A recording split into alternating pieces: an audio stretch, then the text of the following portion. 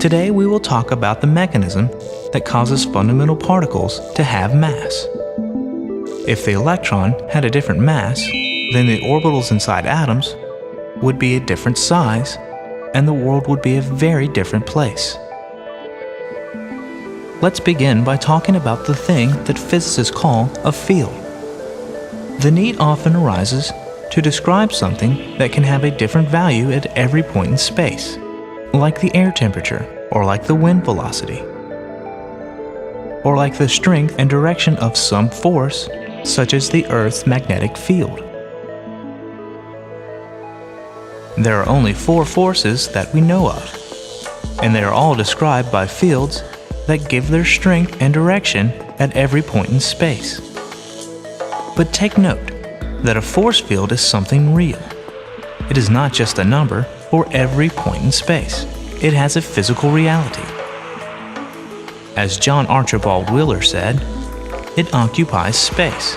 It contains energy. Its presence eliminates the true vacuum. And in the words of Feynman, the field creates a condition in space. In classical physics, these fields were often thought of as continuous, smoothly changing entities. But quantum mechanics rejects the notion of continuous, and so fields become distributions of tiny field particles. And the strength of the field at any given point was nothing but the density or the quantity of field particles at that point. These particles are called virtual particles because they violate the conservation of energy rule for extremely short times in order to exist. They exist because of energy fluctuations allowed by Heisenberg's uncertainty principle, but they must disappear quickly because of the same principle. In force fields, like electric or magnetic fields, these field particles are called gauge bosons.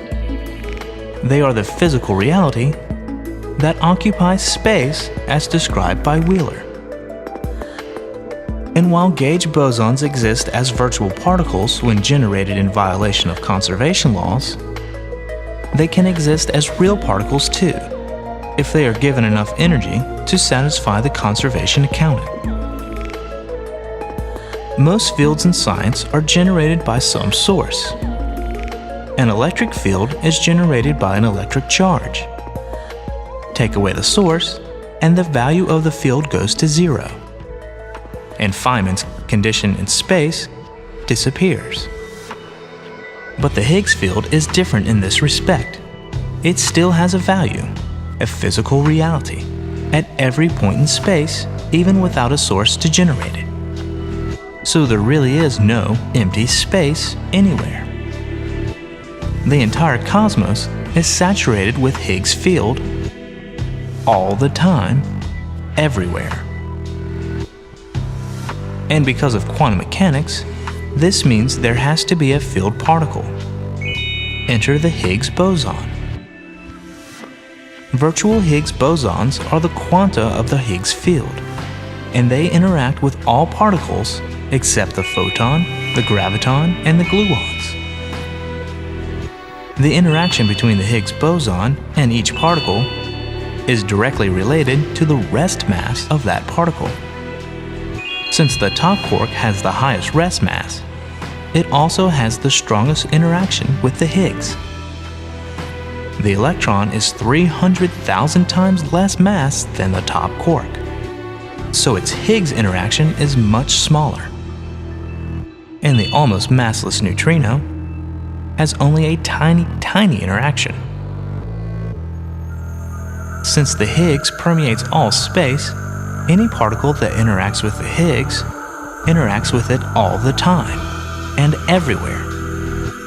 The Higgs particle acts like sticky bits that put a drag on other particles, and it is this drag that we detect as rest mass.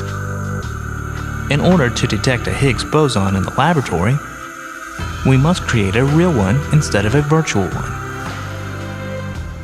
We do this by slamming particles and antiparticles together to create fireballs of terrific energy. And out of this fireball, we look for decay products that indicate that we created a Higgs boson.